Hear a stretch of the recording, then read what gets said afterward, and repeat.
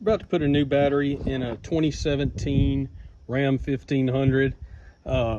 This got a Hemi in it, and I've already taken the battery out. All you got to do is loosen the terminals. That's a 10 millimeter, same on the positive side.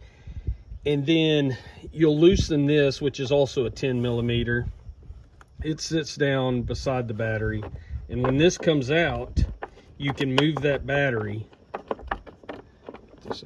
But when this piece comes out, you can scoot that battery toward the engine, scoot it that way. It'll have this insulation over it, and you can pull this insulation off the old battery. Now we'll put the new one in now. Okay, I've got the new one in. I've got it scooted over that way so that I can put this insulation on it, and it's just going to slide down over it. And if you got the battery moved over a little toward the engine, it just kind of sits down on it a little easier.